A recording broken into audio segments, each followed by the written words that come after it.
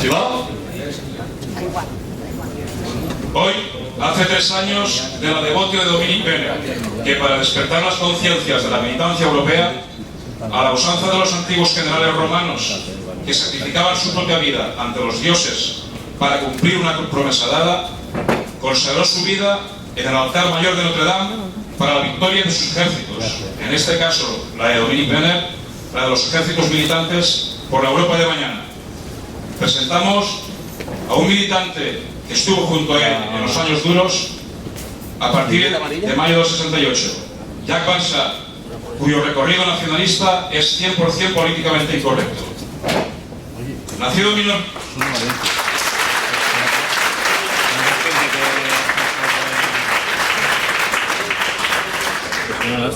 Nacido en 1947, es dibujante, compositor y músico, pero sobre todo militante nacional revolucionario comprometido en las décadas de los años 70 y 80, pero sobre todo, como decíamos, políticamente disidente e incorrecto, conocido, como no y en consecuencia, por ser el padre de una simpática criatura que se convertirá en el icono identificativo de la juventud disidente europea y francesa, la Rata Negra. Miembro del movimiento Occident desde 1966, donde coincide con Dominique Bene, formará parte del núcleo fundador del GUD, Grupo Unión Defensa, en 1968, un grupo NR estudiantil universitario por excelencia en la Francia de aquellos años, surgido de aquel caldero de rebeldía juvenil que fue el mayo del 68. Poco después, fundador y dirigente también, por supuesto, de Ordre Nouveau, Orden Nuevo, entre noviembre del 69 y junio del 73, movimiento que será conducido al poco tiempo por François Duprat, disuelto por decreto gubernamental tras los violentos incidentes entre militantes nacional revolucionarios y los de la Liga Comunista de Necfiville, a tenor de un acto de Ordre Nouveau el 21 de junio del 73, bajo el lema "Alto a la inmigración salvaje". Seguidamente forma parte también del núcleo fundador del Front National en 1972 como partido político. Preside entonces Jean-Marie Le Pen, pero es François Duprat quien es el motor ideológico en aquellos primeros años, hasta su asesinato político el 18 de marzo del 78.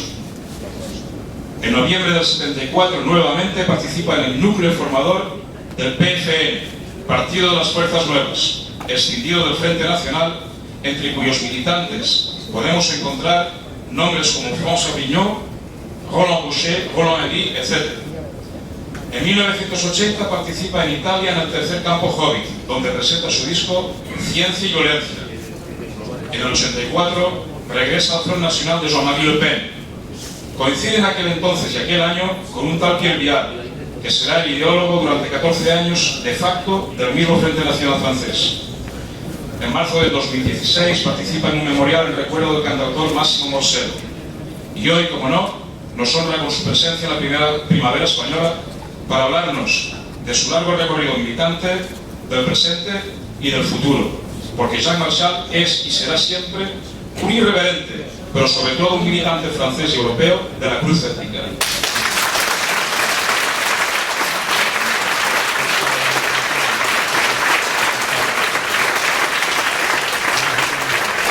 Gracias. Amigos, amigas, camaradas, le résumé qu'a fait mon excellent traducteur est parfait. J'aurais presque rien à ajouter. Je suis vraiment content de voir un interprète traducteur aussi compétent. Modestia aparte, me tomo por un buen traductor y que poco tiene que añadir a su recorrido militante. Je voudrais juste ajouter quelques détails. Je vais tenter d'être bref et rapide, parce que si on me laisse faire, c'est pour durer jusqu'à ce soir. Va a intentar ser breve, añadir algunos detalles, pero evidentemente quiere ser breve. Ya si luego hay alguna pregunta, se formará después. Donc, en effet, j'ai commencé à militer en 1966 dans des circonstances que je crois nécessaires d'exposer, de rappeler. Ciertamente empezó a militar en 1966, pero a través de unas circunstancias que considero necesario contarnos. Avant, j'étais un adolescent français moyen de l'époque. Cette époque, c'était les années 60, un moment où les faits de la dernière guerre mondiale étaient beaucoup moins présents qu'aujourd'hui. Durante aquellos años 60 no era más que un joven adolescente, normal como la mayoría, en los cuales la herencia de la Segunda Guerra Mundial está mucho menos presentes que actualmente. Et dans ce contexte de dépolitisation générale, c'était les années 60, rock and roll, Rolling Stones, hashish, frénésie sexuelle, etc. J'étais juste quelqu'un de normal, plutôt à gauche, un peu pacifiste, comme mes parents. En aquellos años 60 había una despolitización prácticamente generalizada. Eran los años de los Rolling Stones, del rock, de las drogas, del sexo desenfrenado. Sus padres también estaban despolitizados. Et je me suis trouvé, avec cet héritage, dans une université, celle de Nanterre, qui était déjà réputée pour être la plus gauchiste de France. Je suis venu, comme pas mal d'étudiants qui n'avaient rien de très précis en tête, en section de sociologie. Et c'est là que j'ai rencontré un phénomène en voie d'apparition qui s'appelait le gauchisme 68 art, tel qu'il s'est illustré 2 ans plus tard. En aquellos años llegó a la universidad de Nanterre, una universidad sobre todo dedicada a la sociología, muy escorada hacia la izquierda, y básicamente es donde conoció la sociología y a partir de ahí empezó a abrir los ojos. Et tout... Pas grave. Et c'est donc dans ce contexte où j'étais dépolitisé, vaguement pacifiste de gauche, que j'ai vraiment conçu une allergie terminale immédiate contre le gauchisme. Siendo alguien con ciertas ideas de izquierda, pacifista, al conocer el verdadero ambiente de izquierdas en la universidad, es cuando realmente se convirtió en antiizquierdista. Et j'ai donc décidé que les ennemis de ces gens-là devaient être mes amis. Y es cuando decide que los enemigos de esas gentes de izquierda obviamente tenían que ser sus amigos. Et les principaux ennemis étaient un petit groupe qui représentait 200 personnes à Paris et autant dans le reste de la France, un petit groupe qui s'appelait Occident et qui menait des actions, disons, un petit peu provocatrices et violentes contre l'extrême gauche dans les universités et lycées. Y en aquellos tiempos, digamos que esta vanguardia o este pequeño grupo que hacía frente a la izquierda era el grupo llamado Occidente, Occident, que no contaba más que con 200 militantes a lo largo y ancho de toda Francia y que llevaba a cabo acciones provocadoras y de cierta violencia frente a la izquierda. Et donc j'ai rejoint ce groupe, moi qui n'avais aucun passé fasciste. Y evidentemente se unió a este grupo, el que curiosamente con ideas de izquierda no tenía un pasado fascista. Et alors à ce sujet je dois dire une chose, une idée importante. Je ne condamnerai jamais le visage provocateur et même la violence arrogante de certains petits groupes d'extrême droite, comme on dit, parce que sans cela, je n'aurais jamais rejoint ce milieu. Evidentemente jamás condenará el aspecto violento de algunos grupos de extrema derecha, porque sin haber conocido lo otro y esto, él no estaría probablemente con nosotros, y no se ve lo que es.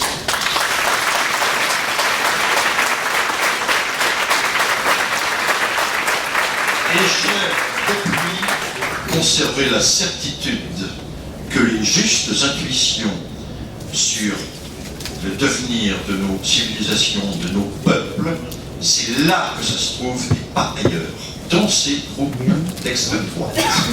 Y en estos grupos de extrema derecha es donde tiene la certidumbre que se encuentra la justa idea de la salvación, podríamos decir, de nuestra civilización Y nuestros pueblos. y de nuestros pueblos.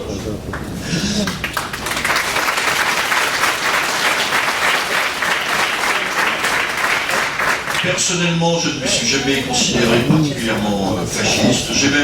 Je revendique un petit côté démocrate, mais Mais nécessité fait loi, le nationalisme militant est la seule vraie voie. No se ha considerado siempre un fascista al 100% y un pequeño lado demócrata, pero no deja de reconocer que la única vía sería la del fascismo.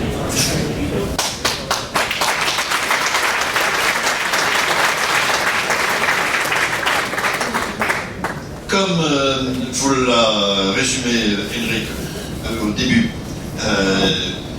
ce groupe Occident, enfin les quelques survivants de ce groupe après 1968 ont donné naissance au GUD, qui était une union étudiante expressément anti-gauchiste. Como hemos manifestado antes, de este grupo de Occidente en 1968 nacerá lo que es el Grupo Unión Defensa, un grupo muy formado y muy, digamos, unas ideas muy claras.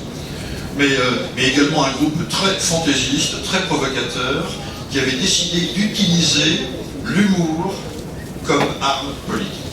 Pero también un grupo muy provocador que había decidido utilizar los dibujos como arma política. Et l'humorisme. Y el humor. Et c'est dans ces conditions qu'est né un sympathique petit animal, bien connu. Y es en esas condiciones que nació un pequeño y simpático animal bien conocido.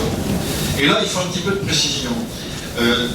Nos ennemis, l'ultra-gauche, ou même la gauche tout court, avaient l'habitude de nous représenter dans un but insultant comme des rats.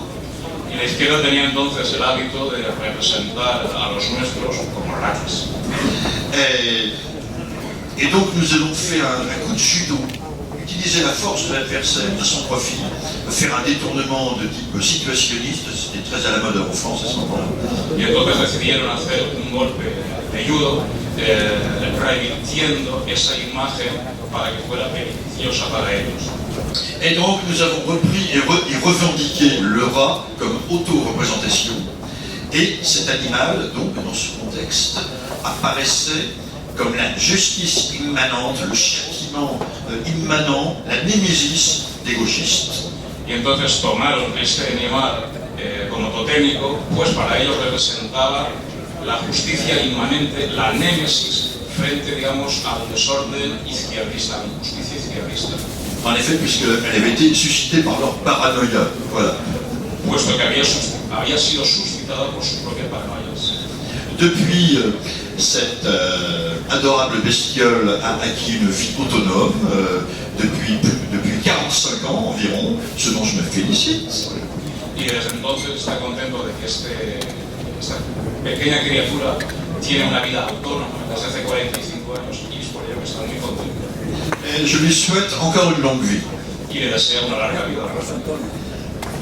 Une autre idée importante, à l'époque du mouvement Ordre Nouveau, 69-73, nous avions les quelques dirigeants de ce mouvement qui représentaient quand même 3000 personnes en France. Otra cuestión importante sería en 1969, Orden Nuevo, que contaba aproximadamente con 3.000 militantes a lo largo de toda Francia, lo cual es importante. Nous avons rêvé, parce que c'était un rêve à l'époque, un plan stratégique qui serait de faire un grand parti moderne, organisé, qui participe aux élections et dont un des premiers leviers de propagande serait inévitablement l'immigration.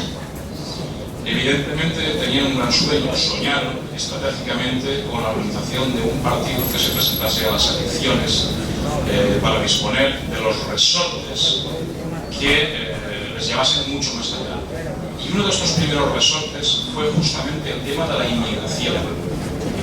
Ce plan a été, au fil du temps, plus ou moins réalisé par le Front National. Y este plan, esta estrategia, en cierto modo, ha sido realizada a lo largo de los años, o después de los años, por el Frente Nacional. Et là encore, je voudrais dire merci aux petits groupes provocateurs des années 60 qui, sur le long terme, ont rendu ça possible.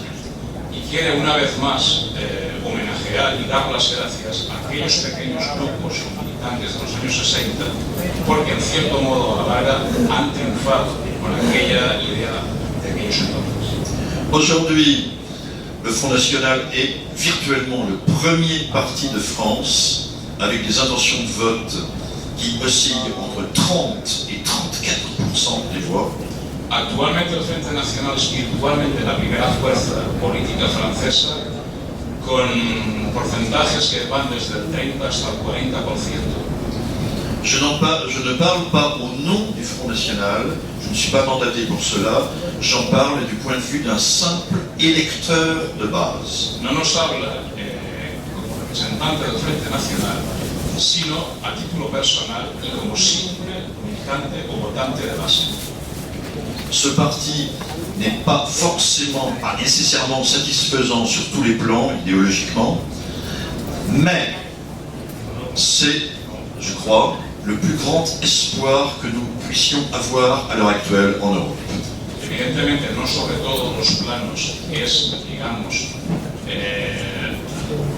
lo más puro ideológicamente el Frente Nacional y tiene algunas carencias, pero objetivamente es la gran esperanza del pueblo francés. Et peut-être pas seulement de la France. Y posiblemente no solo de Francia.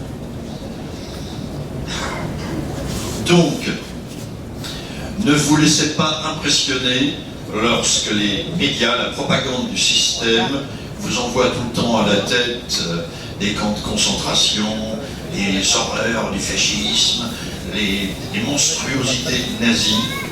N'oubliez pas que la vérité est chez vous. Y no nos dejemos impresionar día tras día por los medios de comunicación, como los horrores nazis, como los campos de concentración, etcétera, etcétera, etcétera, porque la verdad, la realidad está al pie de la calle, en nuestra propia calle.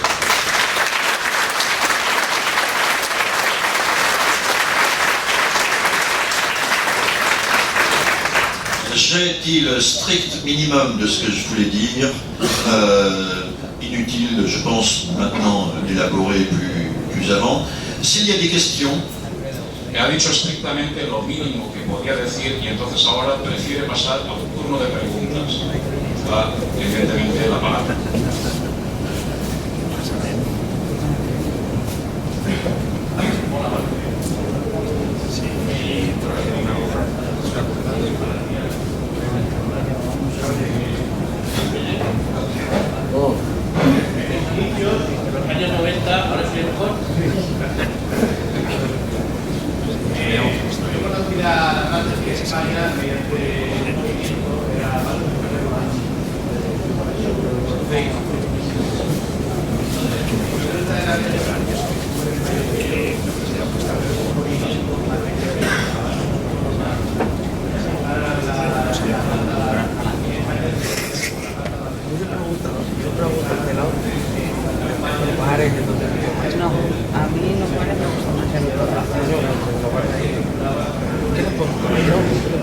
Que me conste, no, yo creo que me pasa todo lo más que incluso el personaje yo vida en España, evidentemente en España siempre, digamos, el dote de bases autónomas, pues no se la conocía justamente por eso.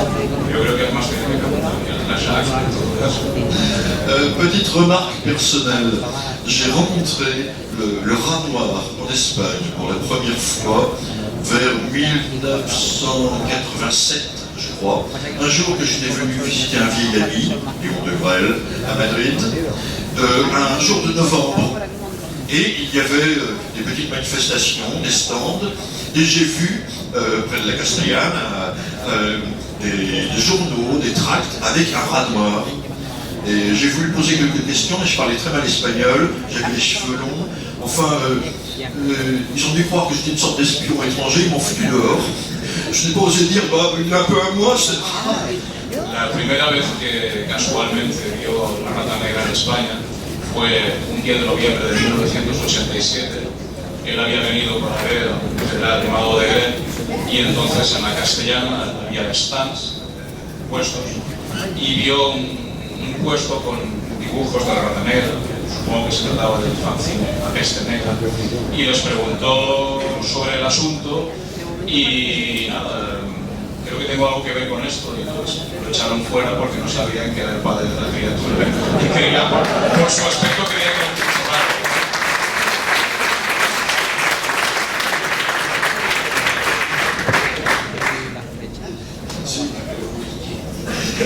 Si, tu as dit que j'avais les cheveux longs aussi. Sí, tenía aspecto más bien de perro flauta, entre comillas.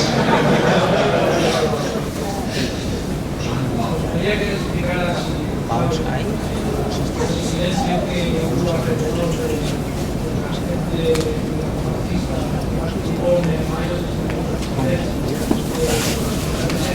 fue un éxito, fue de la izquierda, y en cambio alrededor de los grupos fascistas se hizo el silencio hasta que pudo representarme hubo participación de movimientos como Oxidón en finales de mayo de 1973. Surtout sempre la participazione extraordinaria, questi sono capitalisé Bon, pour résumer, les quelques 200 à 400 militants d'Occident en 1968 avaient pour point commun, ils avaient 18, 20 ans, pas plus. Ils étaient, aucun des responsables et très peu des militants étaient issus de familles d'extrême droite, parce que, alors ça c'est un phénomène typiquement français, typiquement années 60 aussi, le choix de militer à l'Occident était à la fois une révolte contre la famille et contre l'État. Hay que decir que en aquellos momentos, entre los 200 a 400 militantes de Occidente, eran jóvenes entre los 18 y 20 y poquitos años. La mayoría procedían de capas socialmente de trabajadores, y no había prácticamente nadie que procediera de la extrema derecha, no con eso de relación a la extrema derecha con las capas altas, pero todos eran procedentes de familias más bien modestas, y entonces el formar parte del Occidente implicaba dos cosas: una revuelta, una rebeldía frente a los padres y una rebeldía frente al Estado. Phénomène français et un fenómeno propiamente francés y de los años 60. Mais ces ressorts de révolte ont naturellement été bien plus puissants à gauche. Pero las consecuencias de esa revuelta fueron más beneficiosas para la izquierda. Mais il est exact que les événements de mai 68 ont commencé à partir d'un affrontement entre le mouvement Occident et des gauchistes à la Sorbonne, au centre de Paris. Pero realmente los acontecimientos que se crearon en mayo 68, no se olvide, y se iniciaron en un enfrentamiento entre la extrema izquierda y gente de Occident en la Universidad de la Sorbonne de París. Une conséquence de mai 68 à ce point de vue-là, c'est que nous avons compris, vu que les gauches étaient 10 fois plus nombreux que nous, 20 fois plus nombreux que nous, la voie révolutionnaire nous était bouchée. Una de las consecuencias, las lecturas que tomaron, es que las fuerzas de la izquierda eran 10 veces superiores y que obviamente la vía revolucionaria estaba totalmente paralizada para los nuestros, mientras que no para la izquierda. Rêver de voie révolutionnaire quand nous étions minoritaires comme nous l'étions, c'était une absurdité évidemment. C'est ce qui nous a convaincus qu'à long terme, il fallait monter un parti. Y ello, evidentemente, ya que la vía revolucionaria, que era dificilísima para ellos, llegaron a la conclusión de que lo que había que hacer era un trabajo de larga duración, montando o organizando un partido, pero a medio o largo plazo ya. Et c'est dans cet esprit, justement, que nous avons rêvé du parti, du peuple entier, le parti qui unirait aussi bien une certaine tradition social-démocrate que la gauche institutionnelle laissait tomber, qu'une dimension nationale que le gaullisme prétendait en son germent incarné. Y de ahí ese gran sueño de crear un partido que unificara, digamos, las ideas socialdemócratas de izquierdas con las de un gaullismo nacionalista, grosso modo.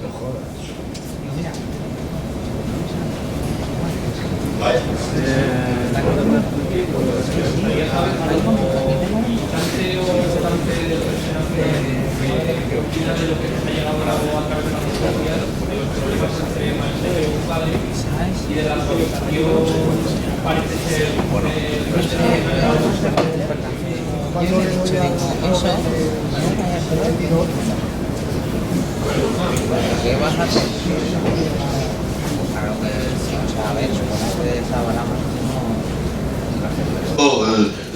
Personnellement, j'ai une approche toujours possibiliste. Evidentemente siempre mantiene, digamos, una visión posibilista. Et je trouve que si la majorité des électeurs du Front National et des militants du Front National se retrouvent dans l'actuelle direction, eh bien c'est très bien comme ça.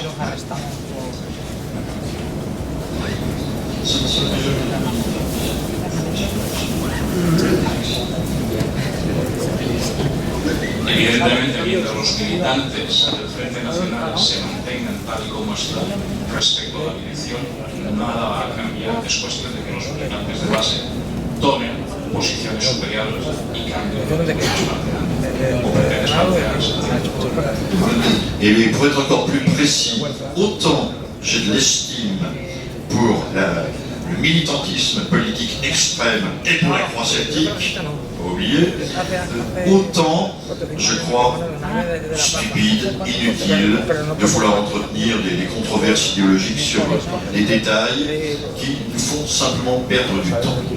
Del mismo modo que mantiene la misma simpatía y mantendrá por el militantismo centrado por la cruz céltica, al mismo tiempo considera que es inútil mantener ciertas querellas ideológicas, como hablar del sexo de los ángeles. Cuando se quiere tomar poder, se le toma.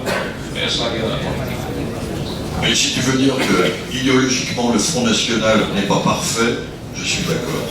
Pero si lo que pretendes decir es que el Frente Nacional no es perfecto, está totalmente de acuerdo contigo al respecto.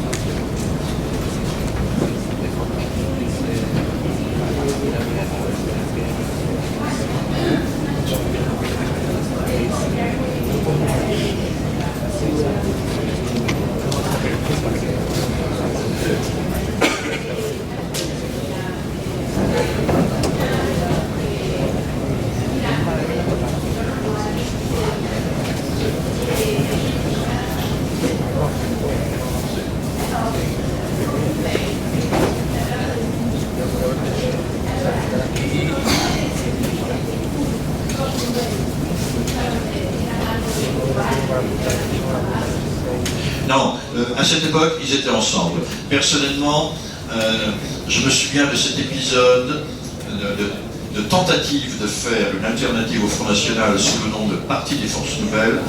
Je m'en rappelle comme une erreur pure et simple. Et je crois que l'Eurodroite, avec Blas Mignard, Almirante et Thierry Minancourt, ça a été une opération publicitaire sans lendemain. Empezaré al revés. El tema de la Eurigesa, era más que una cuestión de volviendo al CUT y al PCM, sí, ciertamente estaban unidos, pero era un error pretender, digamos, hacer la competencia a ese frente nacional que todavía estaba en ciernes en aquel entonces. Sí.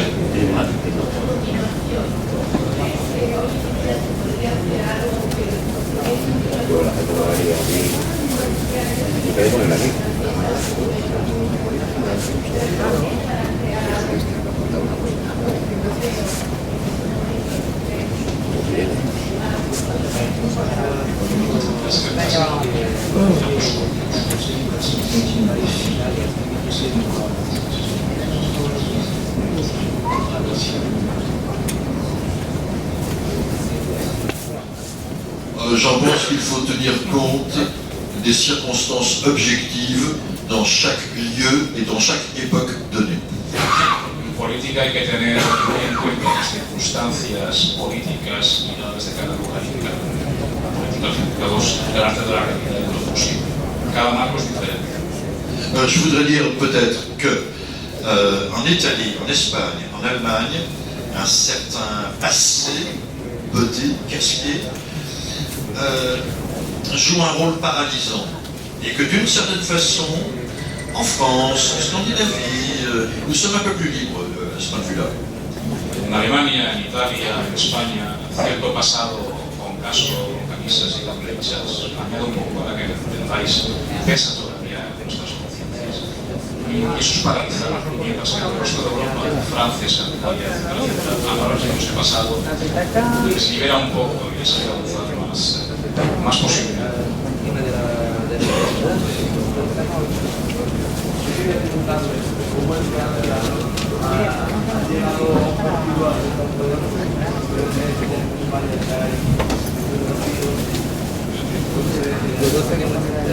C'est comment en France,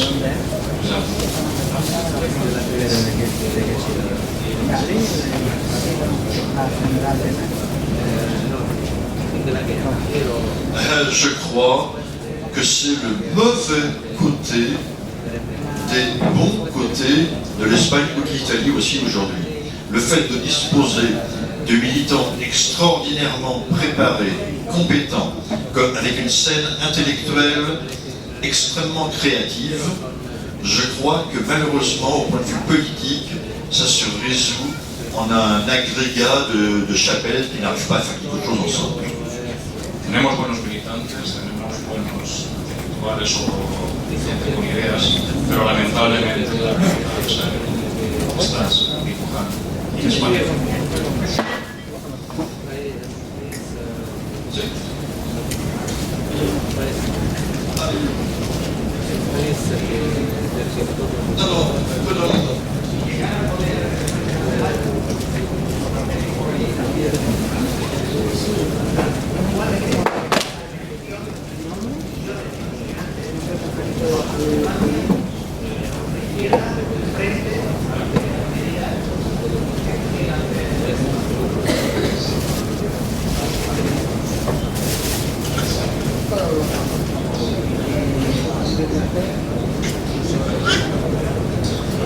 Oui, alors deux choses.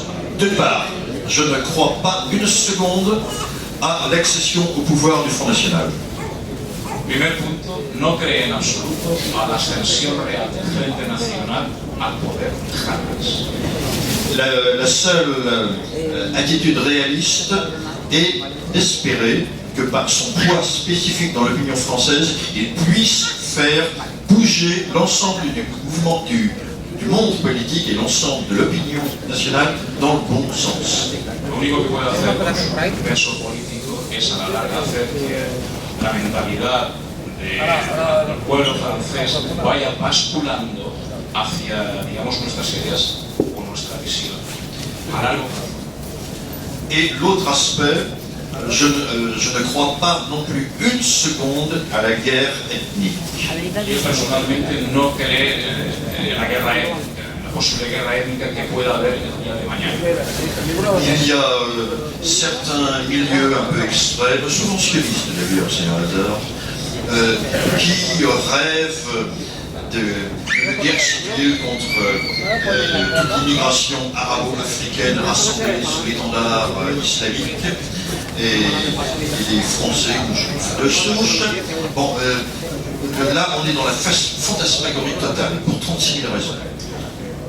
Obviamente hay un medio, curiosamente es el medio sionista, que sueña justamente con ese medio, los franceses y todo lo que sería la morisca islámica. Sueña evidentemente con otros intereses que allora questo è un libro che ci tengo dalla cadenza, penso che si capisca cosa. L'immigration non européenne est un problème terrible, un problème qui ne sera sans doute jamais résolu. Nous irons dans une situation où une partie de plus en plus grande d'Europe ressemblera à Paris ou à Londres. La inmigración extraeuropea es un problema terrible que está en aumento y que poco a poco vamos a llegar a la situación Guarda, preferisco sea en París o sea en Londres. Je ne sais pas comment ça évoluera, mais il est probable que nous irons vers une société de communautés séparées. Je voudrais dire à ce sujet d'ailleurs qu'il n'y a pas une communauté islamique arabo-africaine, elles sont extrêmement divisées. Sans compter qu'il y a une part sincère de Nord-Africains de deuxième ou troisième génération en France qui adhèrent à la France et à l'Europe. Il faut tenir compte de ça aussi. En su opinión, vamos hacia, digamos, un comunitarismo en el que el suelo europeo lo que terminará existiendo, que existe de hecho, son comunidades étnicas. Sin olvidar que, por ejemplo, en respecto a lo que es el conjunto árabo-islámico o africano-islámico, entre ellos hay muchas diferencias.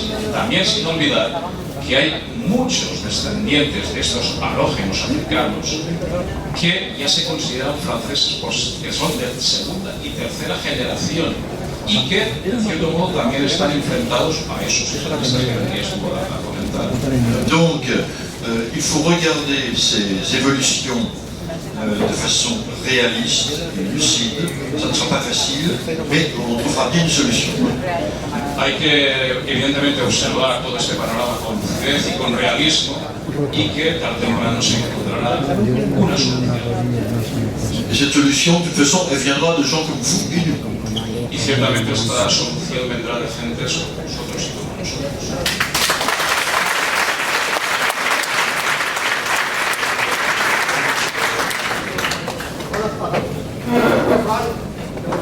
Estos venideros pueden proyectar su sombra por las personas. Y a mí me preocupa una gran cosa. Si podemos evitar que Europa acabe convertida en Eurasia. Yo ya soy una persona muy mayor, pero me preocupa mucho las generaciones venideras, mis hijos, mis nietos, de tercera vez. Me gustaría saber si podrán seguir escuchando el tañir de las campanas de sus catedrales y de sus parroquias. Y no se ven obligados a oír la voz del muezzin desde el minaret.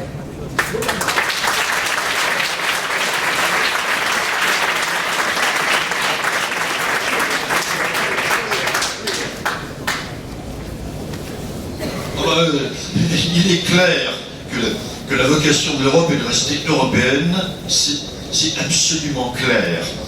Mais voyons ce qui se passe en ce moment. 1 million de Syriens arrivent en Allemagne. 1 million de Pakistanais sont en route. En Afrique noire, le mouvement se propage déjà depuis l'Érythrée et le Nigeria. Or, on voit en Europe de l'Est, en Autriche, et même en France, où par bonheur, on n'a pas encore subi la nouvelle vague d'immigration, on voit quand même la tendance qui est de remettre des frontières et des barbelés aux frontières. Et cela ira en s'accroissant. Supposez, parce que ça arrivera un jour, que le Maroc et l'Algérie explosent. Là, c'est 10 millions de seul coup qui vont se précipiter, qui voudront se précipiter en Europe. Et là, des mesures seront prises nécessairement, même par des gouvernements démocrates. En resumen, Europa evidentemente quiere seguir siendo europea, pero no es esa la cuestión. La cuestión es que hemos recibido 1 millón de refugiados sirios, vamos a recibir 1 millón de refugiados pakistaníes y luego vienen otros. Llegará un momento en que Marruecos y los países del norte de África estallarán y eso de un golpe nos traerá a 10 millones de magrebíes. Quisiera añadir una cosa que no ha dicho él. Actualmente África tiene 1.250 millones de habitantes. Eso supone una presión demográfica hacia Europa brutal. Dentro de 30 años serán 3.000 millones. Eso no lo va a parar nadie. Entonces, ese es el verdadero problema.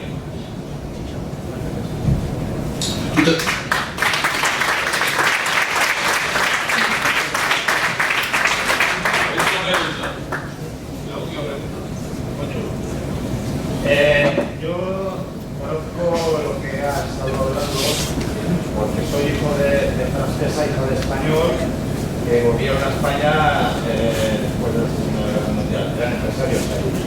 Entonces yo sé que cuando mi madre tenía 14 años tenían ya vecinos que eran árabes, o sea, digamos árabes, ya eran franceses, que eran franceses. Estamos hablando de 1950. El problema es aquí en España. Estamos empezando a hacer mezquitas, estamos empezando a dejar entrar de cualquier manera a la gente. Esto, según mi humilde opinión, si se hubiera evitado en Francia, se hubiera evitado. ¿Cómo piensa que cómo piensa el Frente Nacional que va a desarrollarse este tiempo? Porque para mí es un grave peligro. Me declaro antihistórico.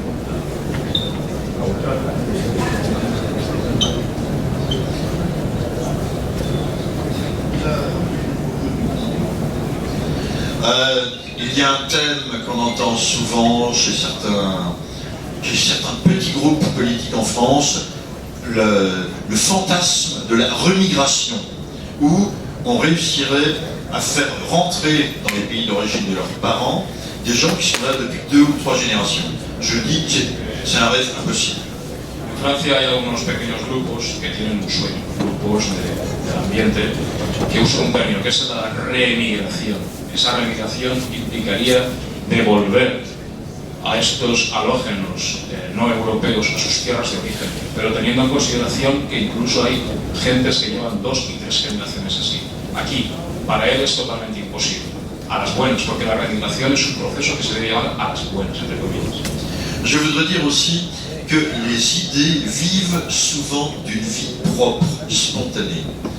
Lorsque la Hongrie, la Pologne, l'Autriche, la Croatie, la Slovénie, enfin bientôt toute l'Europe, met des barrières à l'immigration, il donne vérité à l'idée selon laquelle il y a dans les pays européens des populations plus légitimes que les autres, celles qui en sont indigènes. Las ideas surgen por ellas mismas, de manera natural. Los ejemplos que estamos viviendo en los países de Europa del Este, Croacia, Eslovenia, Hungría, etcétera, etcétera, etcétera, esas ideas han surgido de un modo natural, y lo cual dan legitimidad a que unos pueblos tienen más derecho a vivir en su propio solar que otros pueblos venidos después. Y tengamos en consideración que esas ideas han surgido espontáneamente y se están solidificando. Eso es lo importante.